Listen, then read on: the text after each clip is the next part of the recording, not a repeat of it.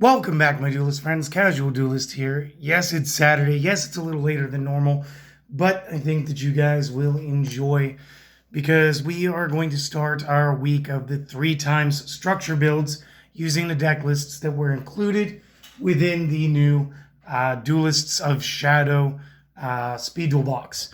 So, in pure D&D fashion, I rolled a D8 since we're 8 decks. I got 7. I'm doing a 7th deck. The 7th deck is for Kagemaru, which means we're going to get to start off strong with some Sacred Beasts.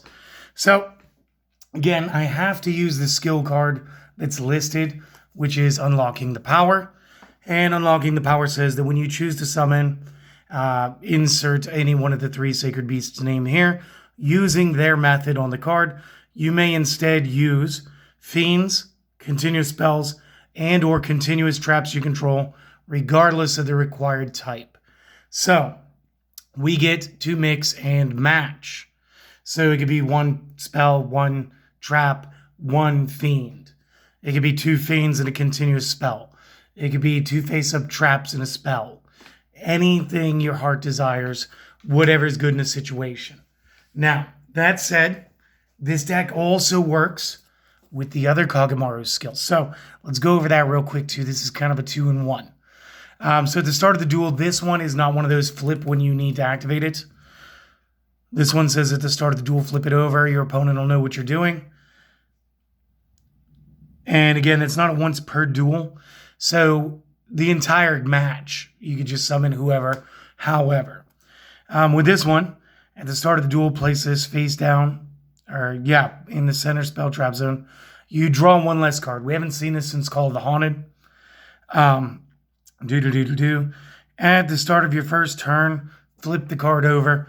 The card will be Victory of the Shadow Riders, aka Opening the Gates. When this skill is activated, add 1 Uriah Hamon Raviel from the deck to the hand. And then once per turn, you can discard 1 card. Special summon a Fiend monster with 0/0 from the discard pile. This is the other amazing card. Again, we're building towards the Unlocking the Power, but you guys could use either skill. So, I'm going to leave them both right there. Now, getting into the main deck, and there will only be a main deck, because right now the only one that has extra deck cards will be Supreme King Jaden. So, what we're going to need, so we're going to be playing the D-Boys, and we will be playing 3 copies. For those of you who haven't seen this card, because again, this was like popular for a minute, and then never heard of again, it is a fiend. It is a flip effect. When this is flipped, special summon any other number of copy of these from the deck in attack mode. Then take 1,000 damage per card special summoned by this effect. Again, I'm willing to take the damage if it means I know that I'm setting up 2/3 of my tribute summon for my Sacred Beast. Simple. Next up, I'm going to be playing Dark Summoning Beasts. I'm going to be playing 3. You contribute this to special summon any one of the Sacred Beasts from the deck or the hand, ignoring conditions, although I will not be able to attack for the remainder of the turn. We can only use this effect once per turn.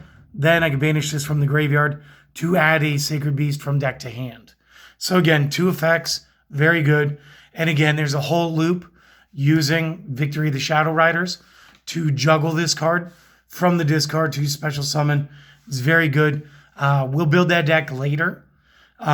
Hint, you use Veil of Darkness, like a lot. Next up, we need a Set It and Forget It. So we will be playing 3 copies of the Gravitic Orb. Flip, change the battle position of all face-up monsters the opponent controls. Essentially, Windstorm of Itaqua. But again, we're going to do this. They're going to attack, flip. It'll knock all their other attack modes to defense. We don't have to deal with it. Next up, we are going to be playing 2 Sacred Beasts. We want 1 copy of Hamon.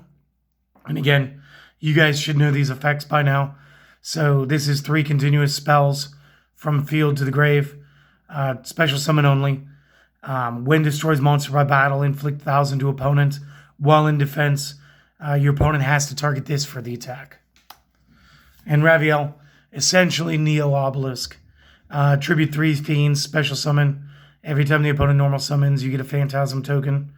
It's 1,000 by 1,000. Cannot declare an attack. Once per turn, you may tribute a monster. This will gain the attack that monster had on the field until the end of this turn. And it's the original attack it had on the field. So, again, because you want to sacrifice the tokens to get them up to 5k. Now, you're running one each because you are maximizing the summoning beasts. And again, when maximizing summoning beast, there's almost no reason to do any of the other stuff because you're just going to be able to essentially get D-Boys, thin deck, summon the summoning beast, pop and summon into one of these. That's really the move. Next, I'm maximizing out my Cerulean Skyfires because I love these.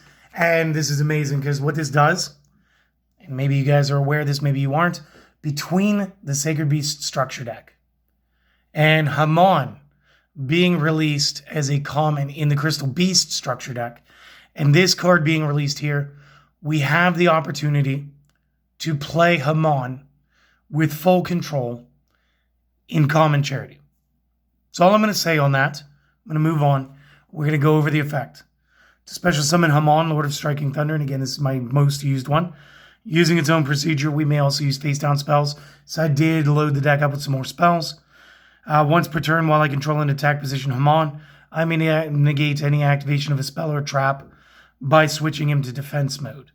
If I face up Uriah, Hamon, or Raviel leaves the field, I will take no damage during that turn.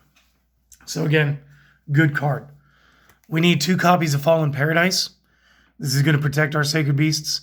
The opponent cannot target them with card effects, and they may not be destroyed by opponent card effects. So only battle can win. And then, if you control any one of their names in a monster zone, then you could draw 2 cards once per turn. Use that effect only once per turn. So again, extra draw. We want 2 copies Awakening of the Sacred Beasts. We are trying to play it up to the 2 effects. So this gains effects based on how many different names we have. If one name, every time the opponent normal or special summons monsters, we will gain life equal to their attack value. Easy peasy, we're going to get all the life points. And if 2, negate all the monsters' effects our opponent controls, essentially skill drain. No need to worry about 3 today. Last up, we're going to be using 2 copies of the Swamp Mirror. And yeah, you're going to notice these are my Battle City ones. And it's quite simple. I'm running low on sleeves. So I just didn't sleeve up the GX3s. Honestly, they'll go into another box and just sit since I already own the card. When you activate this, you declare a monster type and attribute, special summon it as a normal monster that is still a trap. So again, we can declare Fiend and it's still a continuous trap, and it wouldn't matter anyway because unlocking the power lets us do all of the things. So my friends, this is 3 times structure deck number 1. This is 3 times Kagemaru. We're going to roll the dice now. We're going to see who's next. It's going to be number 3. Number 3 is Camilla. So check in tomorrow. We're going to have some vampires for you guys. If you enjoy this, usual things like comment, subscribe, share it with your friends. If you guys want us to help support us a little more directly, the link to the Buy Me a Coffee is in the links. Again, you guys don't have to do any of that. You guys could just sit back and enjoy it. It's just if you want to. Second off, enjoy the rest of your Saturday, my friends. And just genuinely have a great day. See you guys later.